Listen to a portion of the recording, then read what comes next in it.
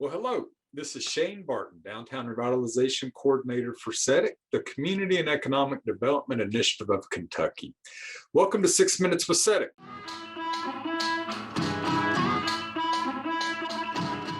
On today's episode, we're wrapping up our discussion on downtown teams and introducing a simple team member inventory tool to help you and your team strategically document your future commitments. Over the course of this series, we've touched on who is often represented on the downtown teams we've worked with and broadly described what interests brought them to the team, in addition to the roles they played once they were involved. Remember, it started with this small core and often expanded from there. Successful community development efforts are often built upon the foundation of a strong team.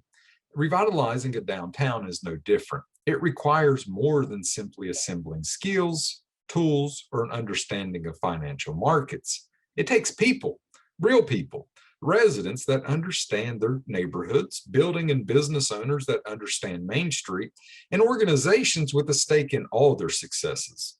So what makes a high-performing team?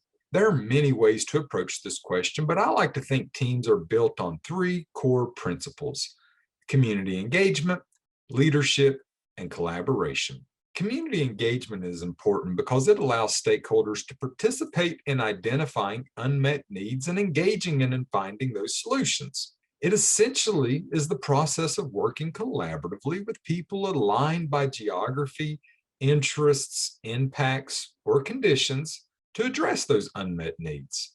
It's a multifaceted, ongoing process, but when community stakeholders are engaged in the early stages of a project, it tends to have a higher likelihood of community buy-in. Community engagement is based on the premise that everyone is affected by an issue should have a say in decision-making around it. The definition varies widely depending on who defines it. However, all share in the notions of consultation, participation, collaboration, or empowerment to support mutual decision-making. Here's a question to ask yourself. If the folks impacted by what you are making decisions about aren't in the room, should you be making that decision? Leadership is a critical element in rallying support for a community development project. A strong leader helps steward a project to completion. Leaders that are adaptive problem solvers are invaluable. When leaders champion a cause, they have the vision and the capacity to connect interest across sectors. Leaders aren't always elected or even directors of organizations. Leaders come from everywhere and can represent any number of constituents. In essence, effective leaders provide motivation, commitment, skills, and draw upon their own experiences to motivate others to care. We hear all the time, resources are limited. Our time, our energy, and our money are carefully allocated. Approaching complex downtown revitalization requires strategic collaboration in addition to adaptive leadership and cross-sector problem solving. Collaboration comes with its own challenges, though, but it's nothing proper planning, adaptability, and effective strategies can't overcome, though. Collaboration is inherently a group process of aligning objectives, efforts, and commitments to show shared outcomes. There are three important themes I'd like to remind folks about when it comes to collaboration. Create an environment that encourages open communication. This is where new ideas come from. Make a commitment to playing an active role. Don't underestimate others and don't underdeliver yourself. Create an environment that fosters constructive conflict resolution. Build trust in others by being dependable and follow through on what you say you will.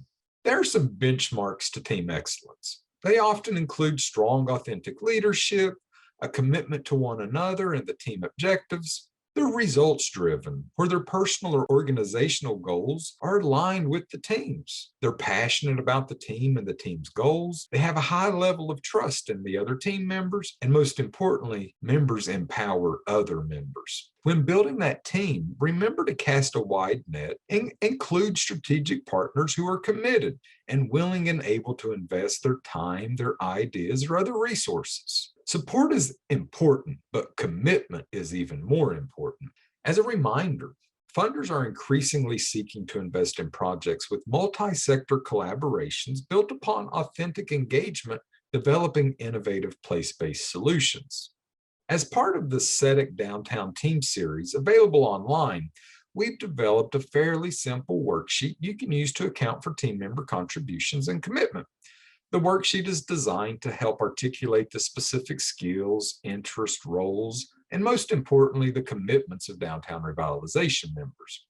It cannot be emphasized enough that cultivating shared ownership and positive results requires a deep commitment by individuals on the team. Let's talk about how to approach this task. Think about a project you may be currently working on. Start with the section titled, What We Do. This is the space to document your organizational mission or individual purpose.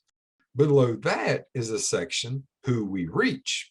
Here, the team member documents who they reach as part of their mission. Perhaps they focus on a specific neighborhood, a customer base, participants in a local program, building owners, or tourists. The next section, titled simply How, provides a space to document how the member reaches their constituents. Perhaps here they provide trainings or workshops, write publications, do demonstrations, create media, or go door to door. Now that we've documented the why, who, and how, we can move on to the contributions and commitments. The middle section, titled What We Have, provides a space to document what contributions the member or the organization they represent may have to offer. Perhaps it's their time, their money, equipment, facilities, knowledge, or their connections. The most important pieces of this tool are the last two sections. This is where we document our true commitment. It's broken into two sections, short-term and long-term. While this may seem a bit confusing,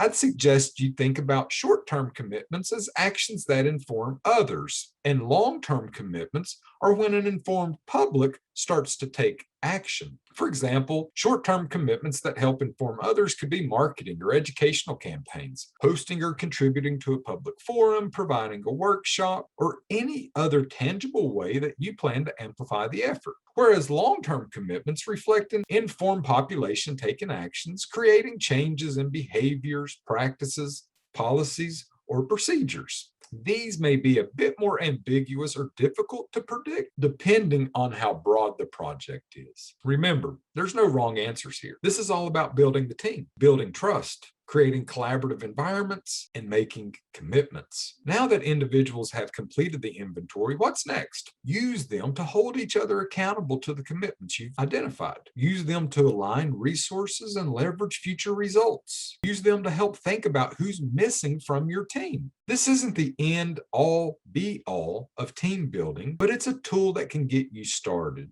and it's a tool you should have in your toolbox. If you'd like more information about how CEDIK can support your downtown revitalization efforts, please feel free to contact me at shane.barton@uky.edu. You can find more information on today's topic in our Downtown Team series, a set of resources designed to support individuals or communities working to create or support a community developed challenge. Thank you for joining us for this episode and the previous episodes on downtown team building. I've hoped you picked up something new or been inspired to consider someone you otherwise wouldn't have and ask them to join your team today.